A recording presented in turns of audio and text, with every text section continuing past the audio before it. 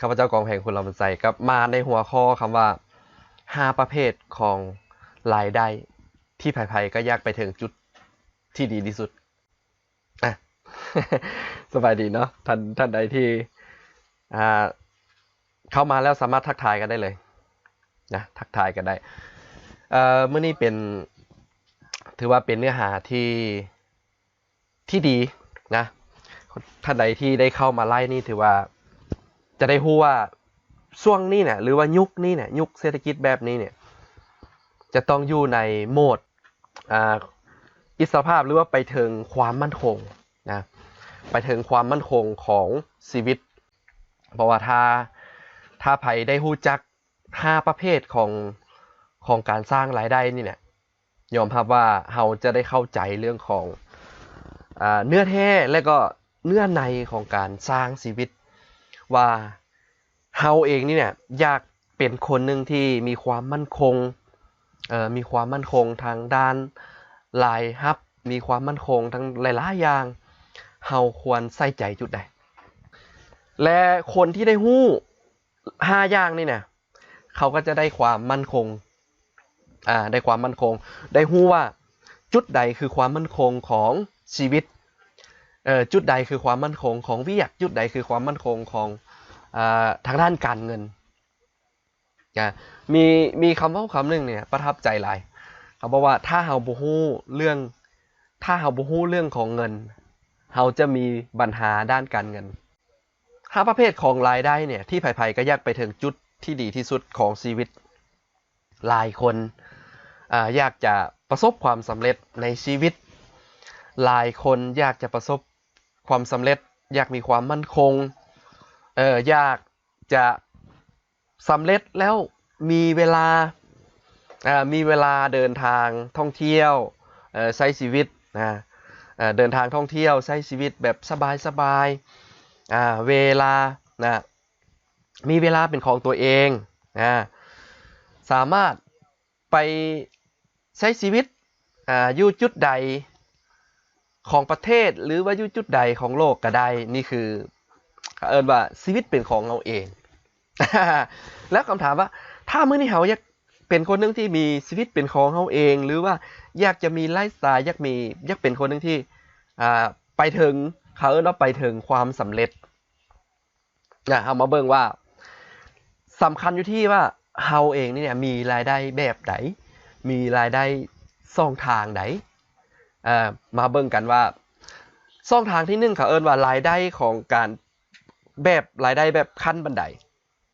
คำว่ารายได้แบบขั้นบันไดคือเริ่มต้นเนาะเฮาอาจจะสตาร์ทอยู่พื้นฐานของเลยพื้นฐานของรายได้เลยอาจจะเริ่มต้นเท่าใดก็แล้วแต่ตามที่เขากำหนดหรือตามที่หน้าเวียกของเขาเห็นปะแล้วเขาก็พยายามพัฒนาตัวเองจากคนหนึ่งที่เริ่มบ่ทันมีความสำนาญในเวียกงานแล้วลุยทุ่มเทเฮ็ดเวียกหนัก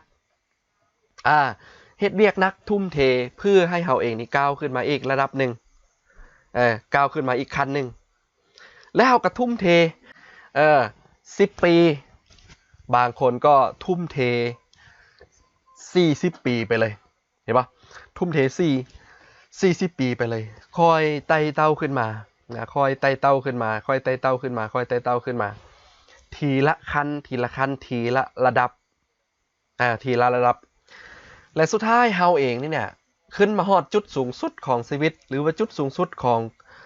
คำว่าเฮาพอใจกับสิ่งที่เฮาพอใจแล้วในชีวิตนี้ยกตัวอย่างมาสิ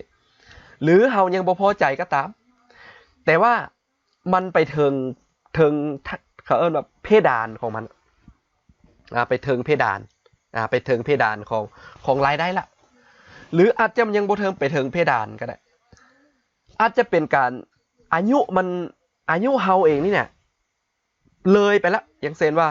จาก20 ปี30 ปี40 ปีและ50 ปีและจนฮอด60ในเมื่อที่เฮาเองเนี่ยรายได้รูปแบบที่1คือรายได้รูปแบบขั้นบันไดในเมื่อเฮาเองนี่ไปถึงจุดสูงสุดแล้วอายุสูงสุดแล้วบังเอิญว่าเฮาเจ็บไข้ได้ป่วยบ่ หรือเฮาเองเนี่ยอาจจะบ่สามารถเฮ็ดเวียกได้หรือเฮาเองเนี่ยอาจจะอายุมันเกินแล้วตอนนี้เฮาบ่สามารถไปเฮ็ดเวียกได้ถึงมันซนเพดานล่ะเขาเอิ้นว่าอายุมันซนเพดานสังขารมันซนเพดานแล้วก็ทุกอย่างมันซนเพดานเวลามันซนเพดานปุ๊บเนี่ยมื้อนั้นแหละเฮาจะเป็นคนหนึ่งที่เขาเอิ้นว่ารายได้จะดิ่งลงมาทันทีเขาเอิ้นว่ารายได้มันขึ้นกับสังขารรายได้มันขึ้นกับแฮงรายได้มันขึ้นกับเวลาถ้าเป็นแบบนี้ถ้าเป็นแบบนี้ปุ๊บเนี่ยเขาเอิ้นว่าเสี่ยงหลายทุกคนเหตุผลที่เสี่ยงหลายก็เพราะอย่างเพราะว่าเฮานี่เนี่ยสังขารของเฮานี่มันอาจจะเฮาบ่ฮู้เด้ เฮาบ่ฮู้ได้ว่าเฮาจะเจ็บจะป่วยและจะบ่สามารถเฮ็ดเวียกได้ตอนใดแม่นบ่ทุกคนถ้าสมมุติว่ามันถ้าเฮาเป็นแบบนี้นี่นะทุกคนถ้าเฮามีรายได้แบบนี้เนี่ยเฮาเสี่ยงนะเสี่ยงเอามาเบิ่งว่ารูปแบบรายได้รูปแบบที่2รูปแบบที่2เขาเอิ้นว่าสบายดีบุญยังโอเคท่านไผอยากฮู้ละอยากฮู้นะรายได้รูปแบบที่2ละพิมพ์คำว่า22เข้ามาโอเคพิมพ์คำว่า22เข้ามาว่าเฮาอยากฮู้รายได้รูปแบบที่2ละพิมพ์เข้ามาได้นะโอเคสามารถพิมพ์เข้ามาได้นะท่านใดเข้ามานี่สามารถแชร์เนื้อหานี่เนี่ยให้กับคนที่เฮาฮักได้เลยเพราะว่า1แชร์มันคือ1บุญกุศลที่เฮาออกไปให้คนที่เฮารู้จักได้รับรู้เนาะโอเคหลายคนก็พิมพ์คำว่าพิมพ์เลข2เข้ามาโอเคเอามาเบิ่งว่า แบบที่2นี่เนี่ยเขาเอิ้นว่าแบบที่รายได้รูปแบบที่2เขาเอิ้นว่ารายได้ขึ้นกับขึ้นลงตามเศรษฐกิจตามเศรษฐกิจรายได้เศรษฐกิจดีรายได้ก็จะเริ่มวิ่งขึ้นนะถ้าเศรษฐกิจลงรายได้เริ่มลงบางครั้งอาจจะเกิดจากเขาเอิ้นว่าวิกฤตมันเกิดจากสภาพแวดล้อมก็มีเห็นปะเฮาอาจจะบ่ได้วางแผนแต่ว่าสภาพแวดล้อมเนี่ยมันเข้ามายกตัวอย่างเช่นช่วงหลังๆเห็นปะช่วงปีหลัง2ปีหลังบางรายได้เนี่ยบางส่วนก็เหลือศูนย์ไปเลยบางประเภทธุรกิจบางประเภทก็รายได้เป็นศูนย์ธุรกิจบางประเภทก็รายได้แ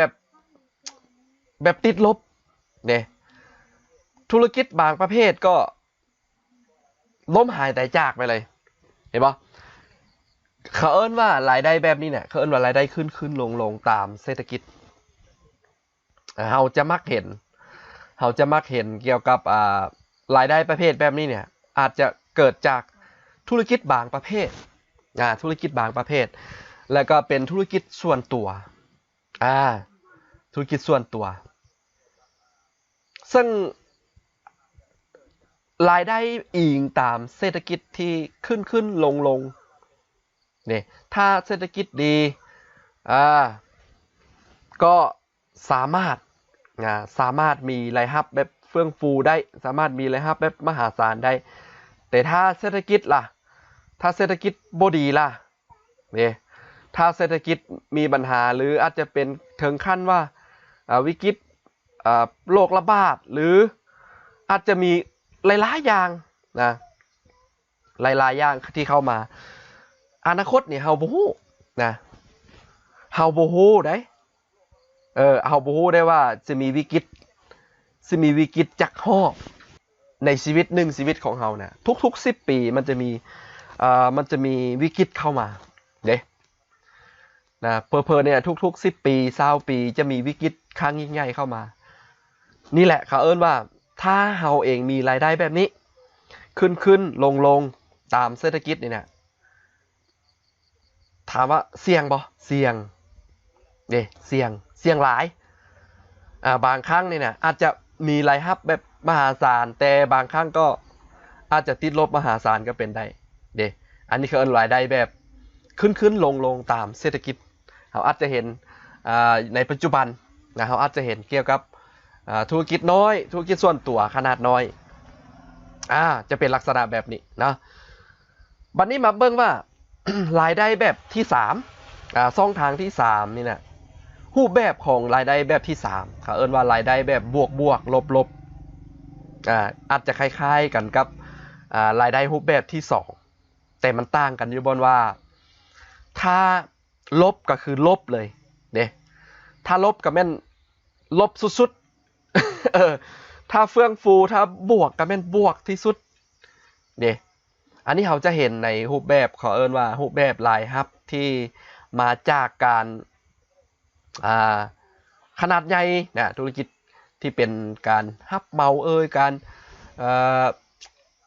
ธุรกิจที่เป็นการโครงการต่างๆมันก็จะเป็นแบบสินะรายได้แบบบวกลบรายได้แต่ละรูปแบบนี่เนี่ยมันก็ทุกอย่างมันก็จะแตกต่างกันจะแตกต่างกันเพราะว่า5รูปแบบของรายรับนี่นะเราอาจจะอยากได้ตามรูปแบบใดรูปแบบหนึ่งแต่ว่าพื้นฐานของการลงมือพื้นฐานของการสร้างแล้วเนี่ยมันจะแตกต่างกันแบบมหาศาลแบบมหาศาล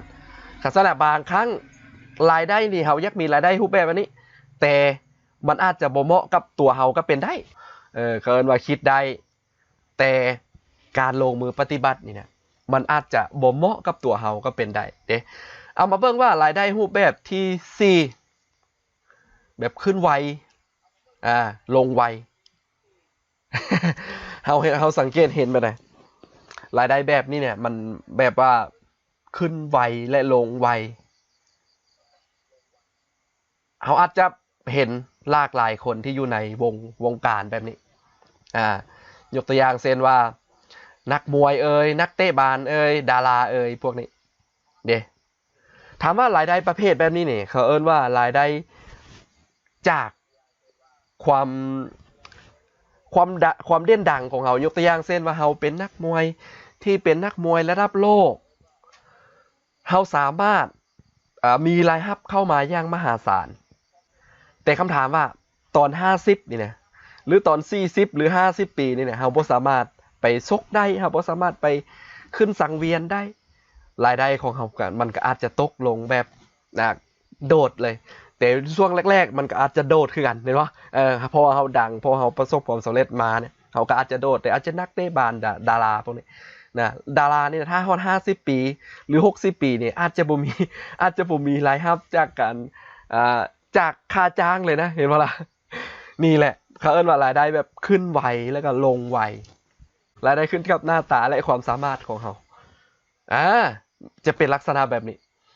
รายได้นี่เนี่ยมันจะขึ้นไวๆและก็ลงไวขึ้นกับความสามารถและหน้าตาของผู้นั้นเองมันว่าและรูปแบบรูปร่างหน้าตาของคนนั้นเองเนาะและความสามารถคืออย่างเช่นเขาเป็นนักเตะบาสจังซี่เขาก็สามารถไปถึงจุดนั้นได้เห็นบ่หรือเขาเป็นนักมวยก็นักมวยต้องเป็นระดับโลกเด้เตะบาสก็ต้องเป็นนักเตะบาสระดับโลกดาราก็ต้องเป็นดาราระดับฮอลลีวูดไปเลยเห็นบ่ลักษณะแบบนี้ทุกคนนี่คือเอิ้นว่าสามารถมีรายได้อย่างมหาศาลเห็นป่ะล่ะโอเคแล้วประเด็นมาเบิ่งว่ารายได้สุดท้ายสุดนี่เนี่ยรายได้ประเภทแบบที่5รายได้รูปแบบที่5เนี่ยอาจจะมีหลากหลายคนที่อยากจะไปถึงที่อยากจะพบพ่อที่อยากจะเป็นที่อยากจะเป็นถามว่ามีอย่างใดมาเบิ่งรูปแบบที่5เขาเอิ้นว่ารายได้แบบทวีคูณภาษาอังกฤษเขาเอิ้นว่า double รายได้แบบทวีคูณเป็นรายได้แบบใดเขาเอิ้นว่าเป็นรายได้จากจำนวนหลายยกตัวอย่างเช่นถ้าเรามีรายได้ 100% ถ้าเรามีรายได้ 100% จากคน1คนอย่างสิ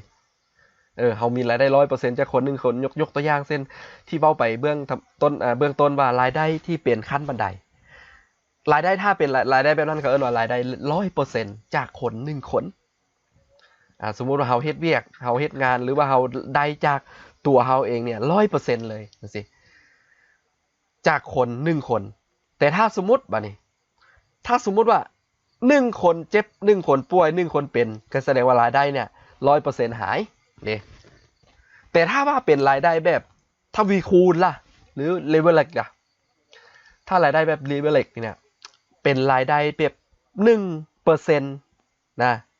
ฟังดีนะเป็นรายได้รูปแบบที่ว่า 1% จากคน100คนถ้ามื้อนี้เฮามีรายได้ 1% จากคน100คนน่ะถ้า1คนหายหรือ10คนนี่น่ะหายเฮายังมีรายได้อยู่ 99% เด้นี่เขาเอิ้นว่ารายได้แบบทวีคูณรายไ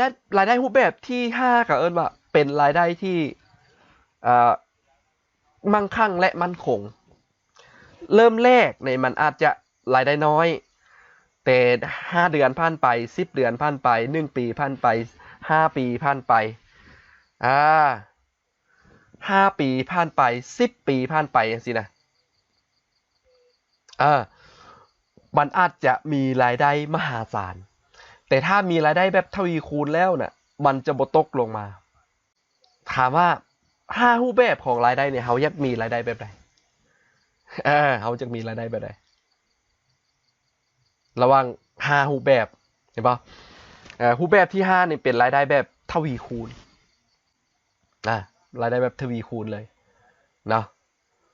ลักษณะแบบนี้นี่ถามว่าสำหรับคนใดที่ฟังมามีฮอดรายได้รูปแบบที่5แล้วถามว่าเฮาเองนี่เนี่ยอยากมีรายได้รูปแบบใดสามารถพิมพ์ใต้คอมเมนต์ได้ถ้าท่านใดที่อยากมีรายได้รูปแบบที่5จะมีวิธีการให้เห็นปะจะมีวิธีการให้แต่เดี๋ยวถ้าท่านใดอยากรู้ว่ารายได้รูปแบบที่5นี่เนี่ยมีรายได้แบบใดสามารถมีวิธีการสร้างรายได้แบบใดถ้าอยากรู้ถ้าอยากรู้สามารถคอมเมนต์ได้นะสามารถคอมเมนต์หรือสามารถทักเข้ามาปรึกษาได้เลยเนาะสามารถปรึกษาได้เลยว่าอยากมีรายได้รูปแบบใดและก็อยากมีถ้ามื้อนี้เฮาอยากมีรายได้รูปแบบที่5แต่เฮายังบ่ฮู้วิธีการยังบ่ฮู้วิธีทางแนวทางในการจะสร้างจะมีสอนให้ถ้าอยากเรียน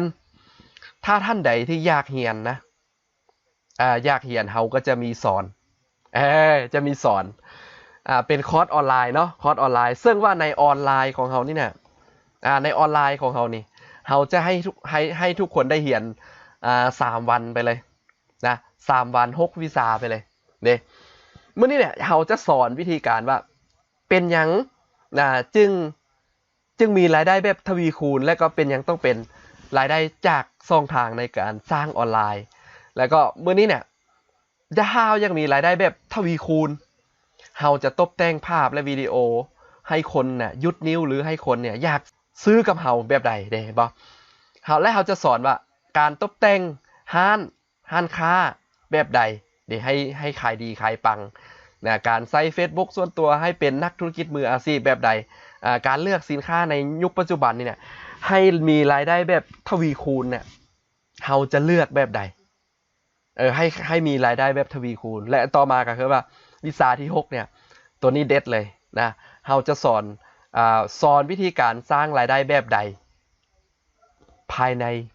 ให้สำเร็จภายในปลายนิ้วใช้โทรศัพท์มือถือเครื่องเดียวเนี่ยสามารถสร้างรายรับได้ถ้าไผที่ฟังอยู่อยากจะเรียนรู้วิธีการสร้างรายได้แบบทวีคูณสามารถกดจอยสามารถกดแอดไลน์เข้ามาได้หรือสามารถแอดWhatsApp เข้ามาได้สามารถแอดไลน์แอด WhatsApp เข้ามาปรึกษาได้เนาะสำหรับไผที่อยากจะเรียนรู้แน่นอนละเรื่องนี้เนี่ย เรื่องนี้จะบ่มีสอนอยู่ใส่นะเฮาเองเป็นผู้เชี่ยวชาญในเรื่องของการสอนเรื่องนี้นะถ้าอยากรู้สามารถเข้ามาปรึกษากันได้เข้ามาเรียนรู้ได้อยากเรียนรู้เทคนิคการสร้างรายรับแบบทวีคูณเฮาจะมีสอนให้ เออโอเคเนาะสำหรับมื้อนี้ก็ถือว่าให้ทุกคนนะได้วิธีการแนวทางเอาไปสวมไส้เอาไปนำไส้ให้บรรลุนะให้บรรลุนะความสำเร็จที่ตัวเองตั้งไว้นะแล้วสำหรับมื้อนี้นะสำหรับมื้อนี้บ๊ายบายทุกคน